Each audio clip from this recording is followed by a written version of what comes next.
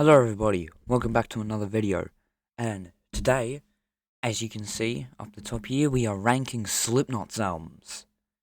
They're an American nu metal band from Iowa. So yeah, in last place, still with an 8 out of 10 though, we have 2014's Grey Chapter. I think this album is still good, but it lacks the character and the charm of the other albums, mainly because Paul Gray, their bassist at the time, sadly passed away, and they controversially fired their drummer Joey Jordison. I don't know what the reasoning behind that was, and we probably never will, seeing as Joey's also passed away recently. It's been 5 years now, what are you talking about? The standouts on this album, for me, are probably The Negative One and The Devil in I. I think most people probably agree with those options. Like, Devil in I is among one of their most famous songs, and they tend to play it live quite frequently. So, that is my last place, number 8. Now, number 7, we have the most recent album from 2022. We have The End So Far. I don't really have much to say about this album, besides, like, it's cool. You know, it's just good. Just like the other album. Maybe I'll give them more of, like, a 7 out of 10. My ratings might change over time, but, Adderall has some really cool experimenting on it. This Dying Song is a fan favorite. My favorites are The Chapeltown Rag, and Finale. I know, not many people like Finale. I really like Finale. I think it's cool. And Yen is also cool. I think most people can agree on that. They like to play it live. Yes, that's the end so far.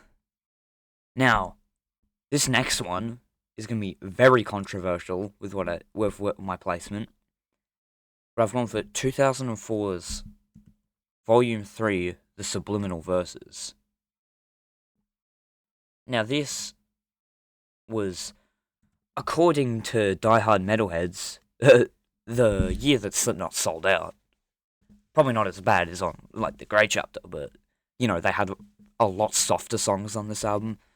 Like, listen to Vermilion 2 and Circle, for crying out loud. Like, they're much softer. But, it does have the song that pretty much everyone on this planet knows, and that got me into the band, and that is Duality, which, in the, 22 years since it's released, has just achieved a god status in music. Like, it's got over 1 billion streams on Spotify, the music video's got 22 million, or no, 300 million, my bad, on YouTube. You know, very good song. I think lots of people really like that song. But my favourites on the album are the classic Before I Forget and Pulse of the Maggots, I think, would be my favourites. This album still gets an 8 out of 10 though. Next, we have the album that a lot of people really don't seem to like, and that is 2008's All Hope Is Gone. Now, this album is a weird one, because it's a lot heavier than the prior album, but when it gets soft, it gets really soft, like Snuff. But, you know, I think having Execute into Gematria, or however you say it, as the opener, oh my god. The first time I heard Gematria was a live version from, like, Bloodstock or something. Maybe it's Resurrection Fest. When I was, like, first getting into the band, I was watching live concerts, and they played Gematria. I was like, what the hell is this song? So then when I listened to the album, it was even better. And Sulfur is also very good. I like that song. And then there's the softer songs like Snuff and Dead Memories, which are really good. And of course, you have the very successful, well-known song, that being Psychosocial, which is probably like their second most famous song ever. I also give this album an 8 out of 10. Now, This one is an interesting one. We have the self-produced debut, Mate, Feed, Kill, Repeat. Now, I don't really have much to say about this, besides it's cool to see the band just as, like, friends messing around in the studio doing stuff. If you speed up Slipknot, which is the first song, the main riff becomes, if you play it on YouTube and you play it at 1.25, it sounds like Stick, which is on the debut album, which is pretty cool. The closing song, Killers Are Quiet, is the demo version, kinda, of Iowa from the album of the same name. And I think overall it's cool seeing the experimentation. There's also a hidden track where they all switch instruments and they just start talking garbage the whole time, and it's really funny. But I actually really enjoyed it. There are some softer ones. There's a literal jazz song, that being Do Nothing and Bitch Slap. Oh, such a weird album, but it's really cool for that. Now, I think, next, in third place, or in the podium of the Slipknot records, this is going to really make people mad, but we have 2019's We Are Not Your Kind. Wow, I spelt it wrong. I spelt it without an I. We Are Not Your Kind. Oh, this is the best album for a very long time from the band. Like, I don't care what anyone says, like, you know, Subliminal Verses, good. All Hope Is Lost, good. Great chapter, fine. We Are Not Your Kind, nice. You know, there's a lot of experimental stuff, but also a lot of classic sounding stuff. You know, you have Unsainted, which seems to be like the classic of the album that everyone talks about and gets played live quite frequently. Solway Firth is my favourite on the album. I really like Solway Firth. I also think, sorry, my chair lowered, my bad. Neuro Forte, or however you say it, is also banger. I like that song a lot. And then I also think Critical Darling and Orphan are pretty underrated. I know they're longer, like, you know, stretching towards 7 minutes, but I like it. Overall, that is the best Slipknot album since one of the later albums, but that is overall a 9 out of 10. Now in second place, we have the absolute monster of a debut album that is the 1999 self-titled Slipknot record. This album is... This album just proved that even the angriest and heaviest of music could be mainstream. Like, there was one other album that, like, even proved it even more, but... You know, you get the legendary classics, Wait and Bleed surfacing and spit it out! And then you get the dark minute... Wow, I suck at talking. You get the dark 8-minute epic of a finale that is Scissors. That song is weird and dark, and there used to be a hidden track, but then they took it away on the later versions and made it its own track. But this album really proved that Slipknot would be a mainstay and be among one of the most famous metal bands ever, and I consider them part of nu metal's big four. My big four of nu metal would be Korn, Linkin Park, Limp Bizkit, and Slipknot. That's my big four of nu metal. I don't care what anyone else says. That is a 9.5 out of 10. Such a legendary album. Oh my god. And now we got number one.